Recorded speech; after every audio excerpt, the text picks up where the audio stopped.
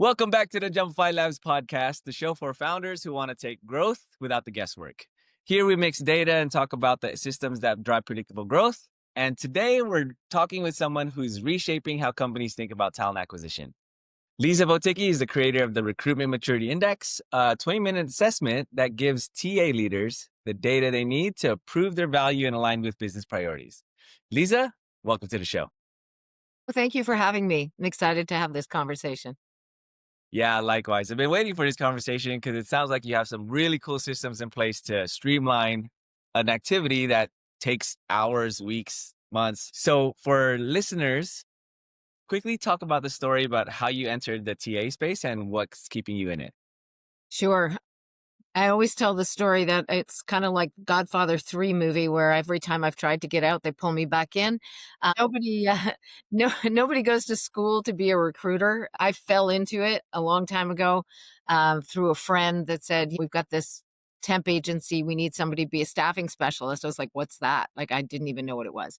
So that's how I got into it. And I've really just always been in the space, whether it was working for a large temporary service agency or a search firm and then RPO and ultimately corporate. When I started with Coca-Cola bottling in Canada, ended up being the VP of TA for North America with Coke and went on to Royal Caribbean as the global head of TA. So a long kind of accidental career.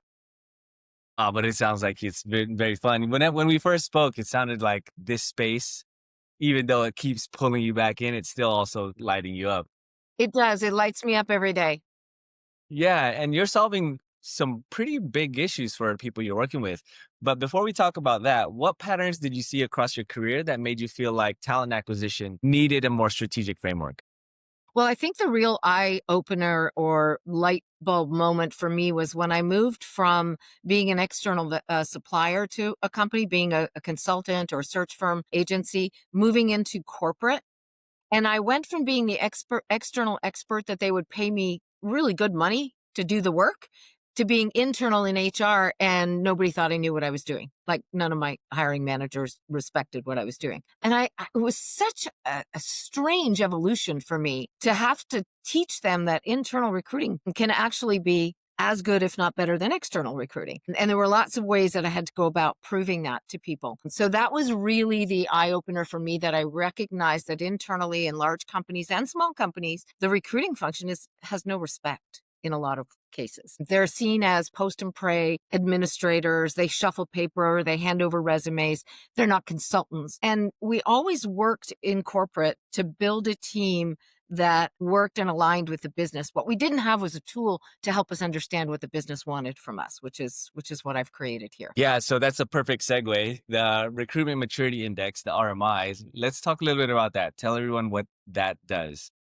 Sure. So it's a really simple assessment that we send out to stakeholders across an organization. So hiring managers, HR teams, executive teams. It's a tool for TA leaders that was built by a TA leader that helps you understand not only how well you're performing, so you don't have to guess, but it also asks them what the priorities are. So as a TA leader, and I was just debriefing with one large client yesterday and their team, and we were looking for the main points, data points that they wanted to focus on for the coming year that came out of the RMI.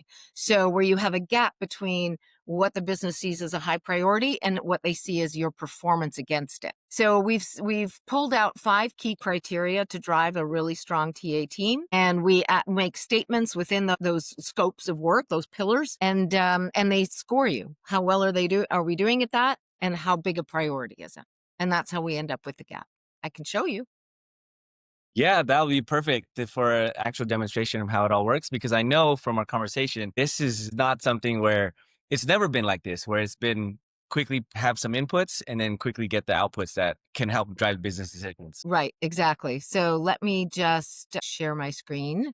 So as you can see, this has been my vision and my objective in leading TA teams, which is really to double check and look into how your talent acquisition or your selection process delivers on a company's business objectives. Because without getting the right people in the right job at the right time, you're not going to meet your business objectives, right? So the Recruitment Maturity Index measures against business objectives, performance, and priority. So I'll show you a quick example.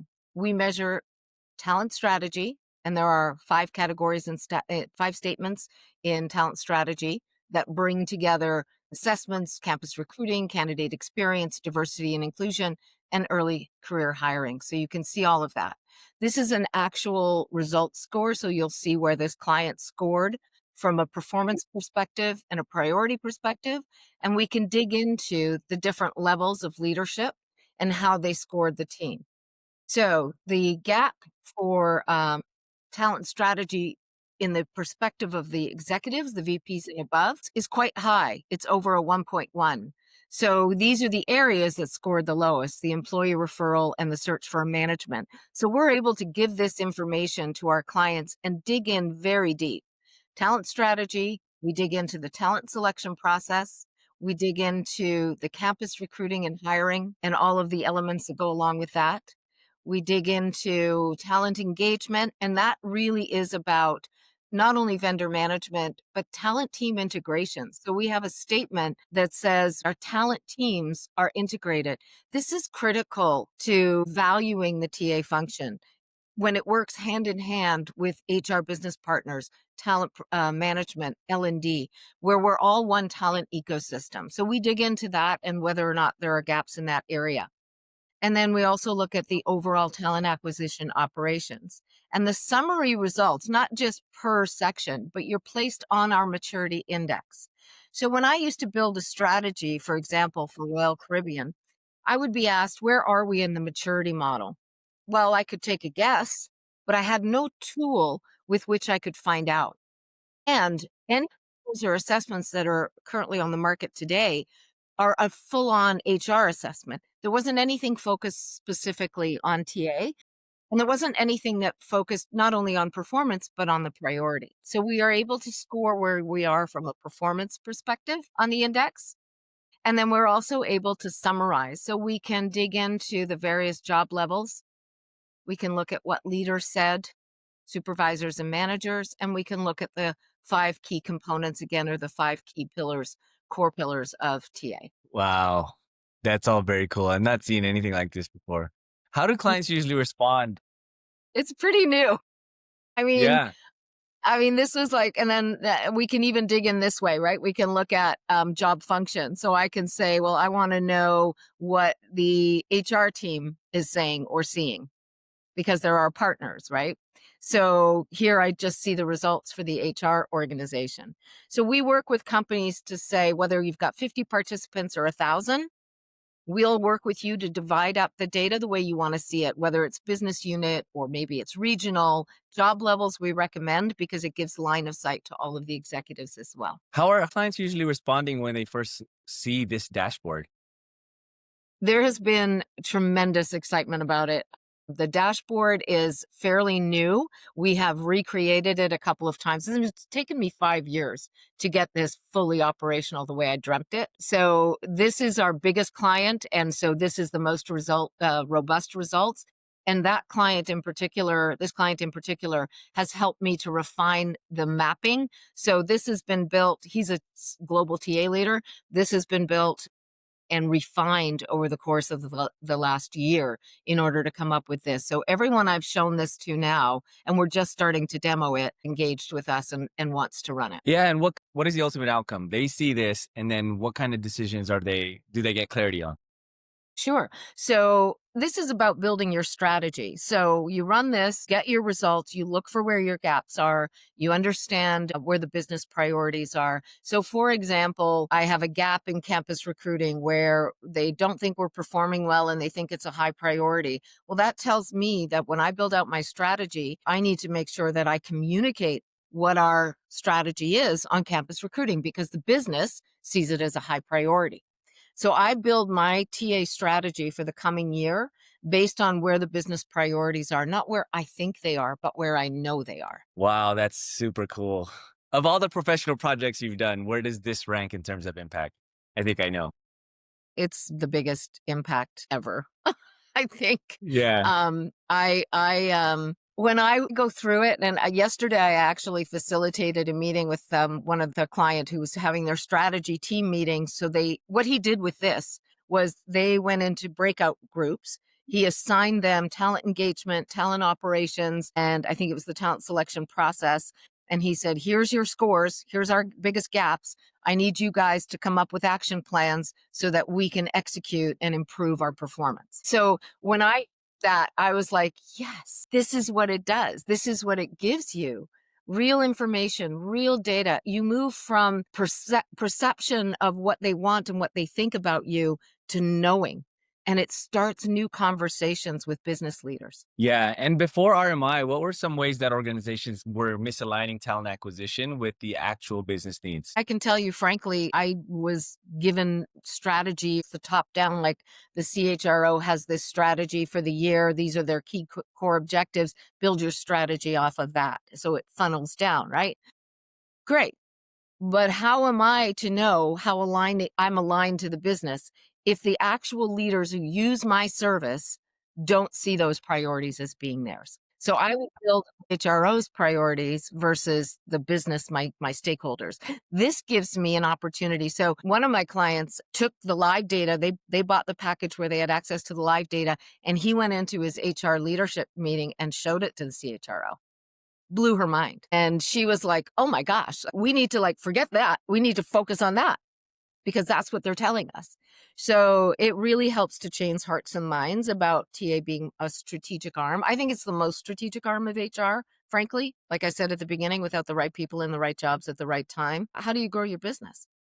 And AI isn't going to do it for us, right? I know companies that are using AI to screen resumes or screen applicants.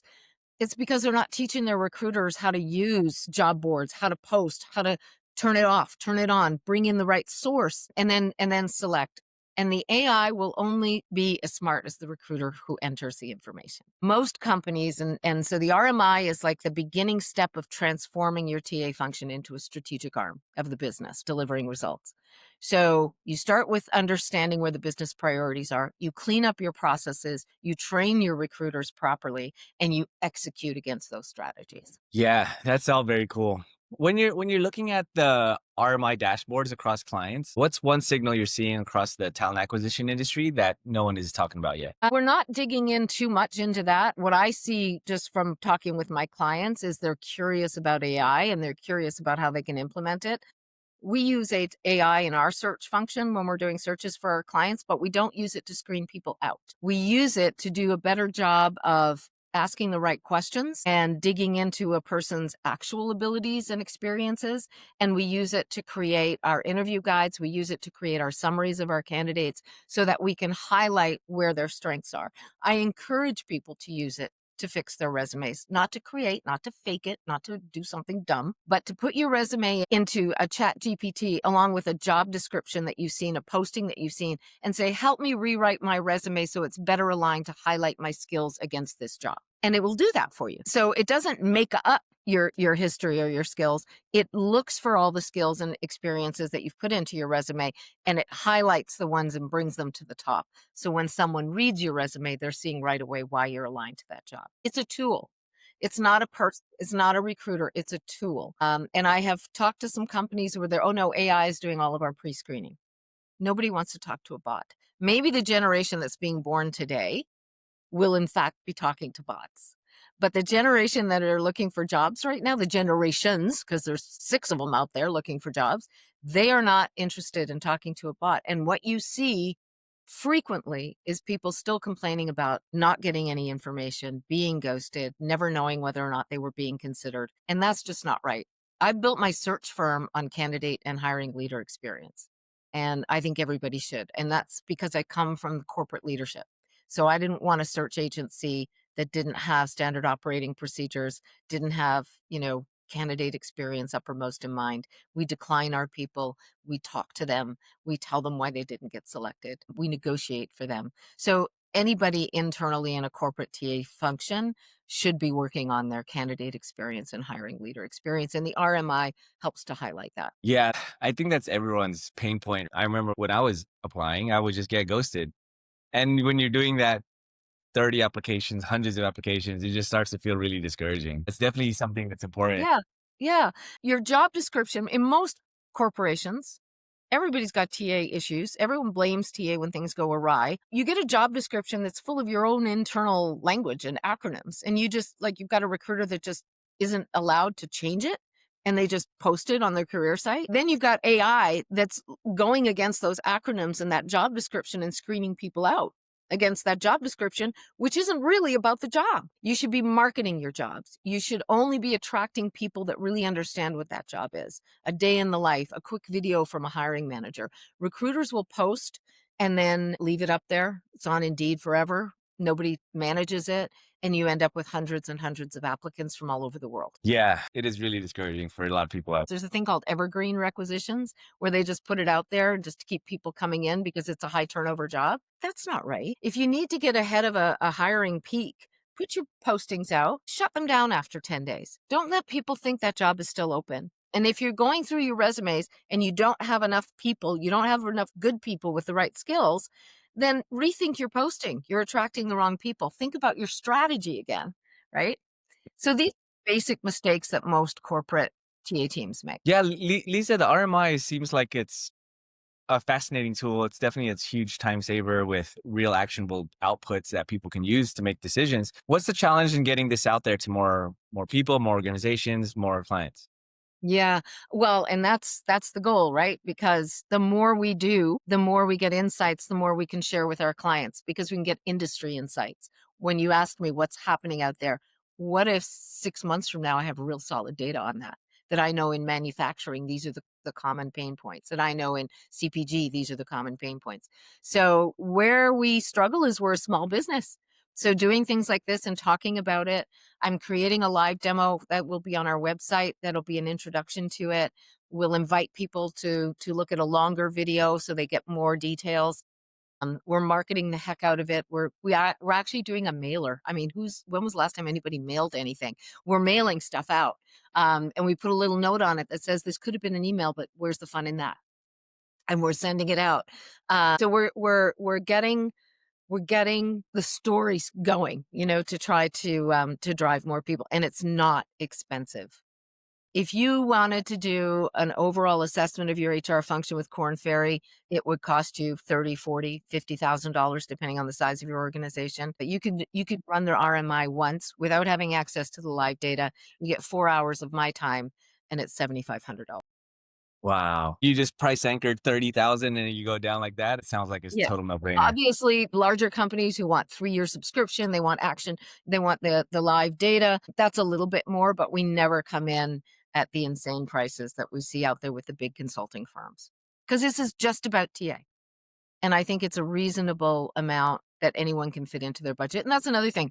Corporations don't put big budgets into TA. TA is the last place they put their money, and it's wrong. It's the beginning of the talent ecosystem within your company is TA.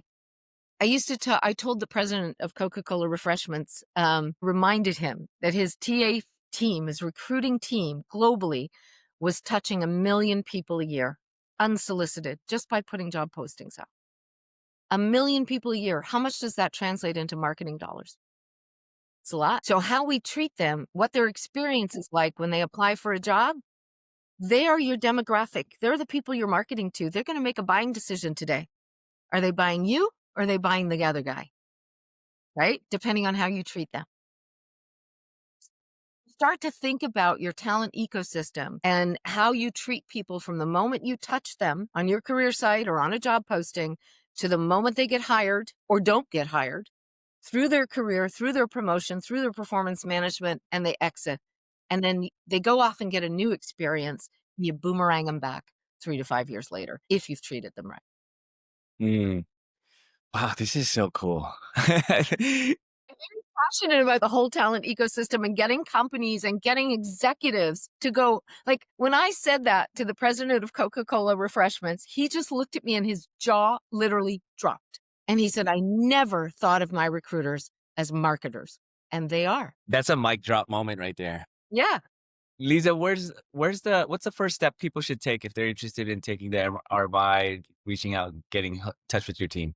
Sure. So I have a direct connect email. So it's connect at mxatalentsolutions.com. And my admin will pick that up, and I will be able to reach back out to you, and we can do a live demo. Happy to do a demo for anybody. How long does that take? What's actually included for them? What preparation do they need? If they want to run the RMI, then my time is taken. We do a lot of pre-work. So we've written the emails that would go out to your stakeholders that we can adjust. We've got a pattern of that. We work with the company to build the stakeholder list. All we need is a CSV file with the data points that you want. So if it's just name, email, maybe their job title, maybe their job function, maybe their location, however they want to slice and dice the data. We get that CSV file, we upload that into our survey, and we launch it, and it comes from the company. So we actually brand it with their colors and their logos. The results come from MXA because it's powered by us, but we want it to feel to the stakeholders like it's an internal survey. Oh, okay. So you're going in there, you're collecting information from the shareholders. It all looks like it's internal. And then the MXA or the RMI compiles all of it.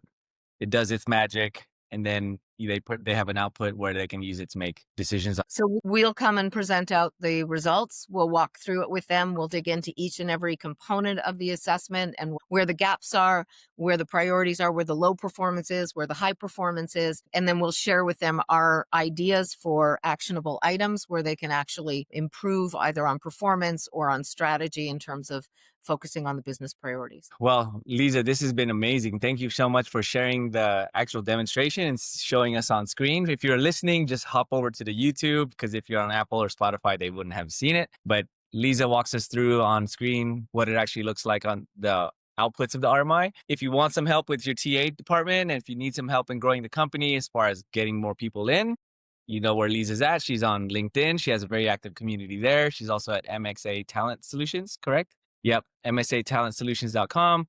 And if you like more stories like this from other leaders pushing their envelope for growth, be sure to tune in for more. My name is Jay. Thanks so much. We'll talk soon. Thanks. Bye-bye.